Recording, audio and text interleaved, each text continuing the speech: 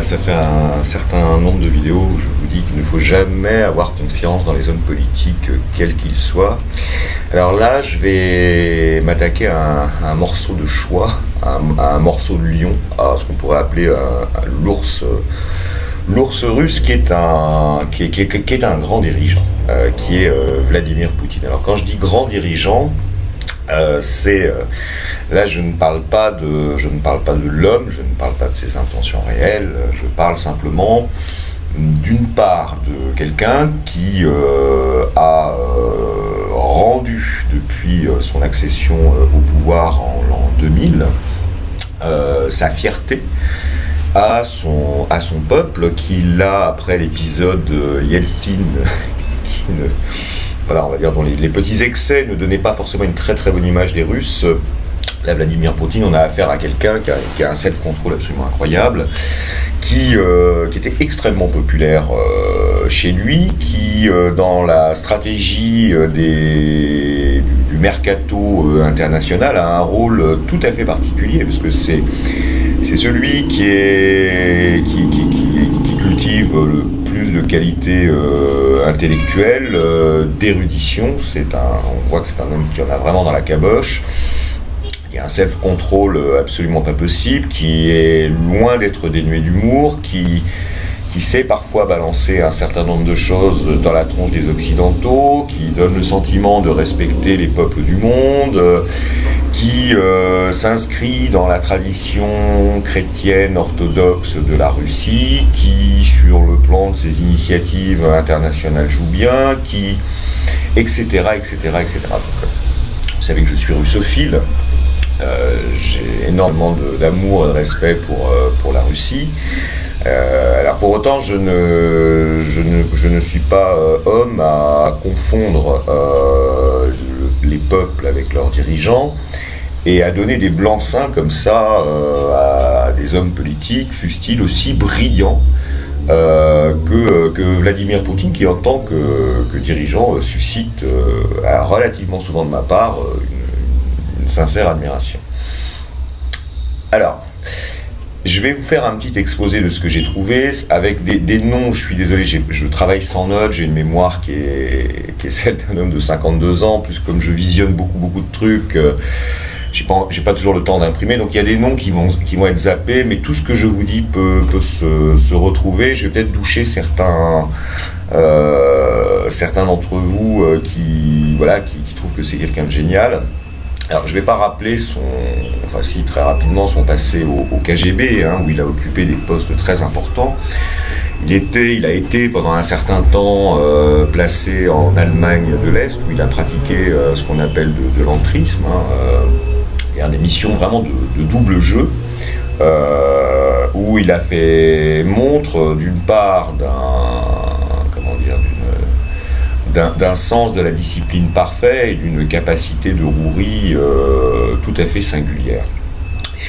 Alors, c'est quelqu'un qui va avoir vraiment une carrière. Alors, vous savez, quand on rentre au KGB, c'est, ils le disent eux-mêmes, quand on rentre au KGB, on n'en sort que les pieds devant. C'est comme ça fonctionne un peu comme une secte, ce truc-là, et ça a à voir avec le pouvoir soviétique qu'il avait créé dans ses dimensions les plus troubles, les plus dures, les plus glaçantes parfois. Ce sont des services secrets où on ne fait pas de sentiments. Et Vladimir Poutine s'est révélé un excellent officier de cette officine, dans laquelle il fera vraiment une carrière remarquable, il se fera vraiment remarquer. Et donc, il va collaborer avec Yeltsin. Il sera impliqué quand Gorbatchev se fera dégager pour le remplacer par le pépère Boris. Et puis quand ce Boris donnera vraiment quelques signes de fatigue plus que patent, ce sont des oligarques qui, connaissant bien l'animal, se sont dit voilà, lui on l'imagine bien, et certains d'entre eux se sont dit on va pouvoir en faire un peu ce qu'on veut. Alors, c'est eux qui sont allés le chercher, c'est eux qui l'ont placé. Yeltsin a démissionné, a indiqué que c'était Poutine qui allait prendre sa place, et voilà comment l'histoire commence. Alors, dans la mémoire qu'on en a, on a l'histoire qui est vraiment une historiette réécrite de Vladimir Poutine contre les méchants oligarques. En d'autres termes, ce serait érigé contre la concentration dans très très peu de mains de fortunes colossales nées sous la dans ce mouvement de privatisation en fait par exemple des oléoducs, de l'électricité, du gaz, etc. Alors c'est une vaste blague. Il s'est en effet érigé avec la force qu'on lui connaît contre un certain nombre d'oligarques, mais pas tous, loin de là. C'est cette oligarchie qui a fait de lui le tsar qu'il est devenu. Il inscrit son action dans une harmonie absolue avec ces oligarques-là. Simplement, dans ces oligarques, il y en avait quelques-uns, dont j'ai oublié le nom, qui n'allaient pas dans le sens de Vladimir et de ses recruteurs. Donc c'est cela qu'il a dégagé, mais il n'a absolument pas remis en cause le reste, et il s'est lui-même d'ailleurs fait une petite fortune dans ces années-là. Il faut savoir que dans son gouvernement et dans ses amitiés, je parle des amitiés les plus proches, on va trouver foultitude d'anciens du KGB, donc qui fonctionnent de la même manière, qui est vraiment un fonctionnement clanique où on dissimule au reste. Et donc, à chaque fois qu'on écoute Poutine, bon, même si c'est pétillant d'intelligence et parfois ça fait vraiment du bien à entendre, il faut toujours avoir à l'esprit ça, c'est-à-dire que c'est pas quelqu'un qui abat les cartes facilement. Il y a toujours une deuxième ou une troisième couche sous le vernis du discours, fût-il un discours qui semble extrêmement intelligent, qu'il l'est d'ailleurs, et qui semble sincère. La question de la sincérité est absolument essentielle pour décrypter ce bonhomme qui a une force physique et psychologique hors du commun, c'est le moins qu'on puisse dire. Donc, on va retrouver par exemple, alors il y a un très grand oligarque qui je crois, alors toujours le nom, en plus les noms russes ne sont pas faciles à retenir, alors qui lui est un ancien du KGB, qui est un des meilleurs amis de Poutine, et qui est complètement investi dans des trucs où il y a des puissants qui représentent la force occidentale. C'est-à-dire que on a Poutine qui a un excellent ami qui est au comité de pilotage d'un truc de la force occidentale, à la fois sur le côté stratégique et sur le côté financier. Donc ça, c'est quand même très très troublant, et ça va entièrement dans cette idée que j'ai, qui est devenue une conviction, qui sont tous de mèche, tous dans le coup avec le même scénario. On leur a juste donné des rôles, c'est les financeurs tout en haut, les 300. On leur a juste donné des rôles différents et qu'ils jouent plus ou moins bien, et Poutine est le meilleur acteur de toute la distribution et de beaucoup, suivi par les Chinois qui ne sont pas mauvais du tout. Donc ensuite, qu'est-ce qu'on peut dire? Alors, j'entends très souvent dire, et on va dire qu'en apparence c'est exact, même un peu plus qu'en apparence, que c'est un bon chrétien, qu'il a pris en compte et en considération les traditions du peuple russe, ça c'est tout à fait exact, qu'il inscrit ses actions, certaines de ses décisions en conformité à ce que souhaite l'Église orthodoxe. C'est assez juste, c'est globalement juste. Je voudrais juste dire un truc, celui-là je m'en souviens de son nom, c'est l'équivalent du pape orthodoxe russe, Kirill, qui s'appelle Kirill. C'est un homme incroyablement fortuné qui a bâti sa fortune, et qui est un ami de Poutine, dans l'importation et le commerce de cigarettes, de tabac. C'est étrange pour un grand prélat. Vous imaginez Francesco qui, avant de devenir pape, aurait bossé, je sais pas moi, dans l'importation de cigares cubains. Bon, voilà. Et alors, deuxième chose, c'est lui-même, ce fameux pope, c'est un ancien du KGB, lui aussi. Mais oui, voilà des choses qu'on découvre, et qui donne tout de suite,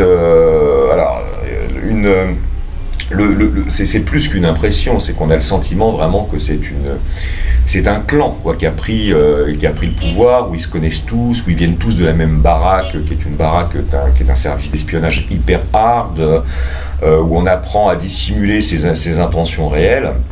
Et puis on découvre aussi des choses à côté qui, en marge du théâtre de la géostratégie, c'est-à-dire ce qui se passe en Syrie, les relations avec Bachar el-Assad et avec Erdogan, quid des États-Unis contre la Russie, quid de Trump par rapport à ça. Enfin, au-delà du castelet des apparences, quand on s'intéresse vraiment aux profondes ramifications, c'est-à-dire en clair les appartenances, les croyances, les amitiés, le fric, tout ça, on voit autre chose. C'est ça qui est intéressant.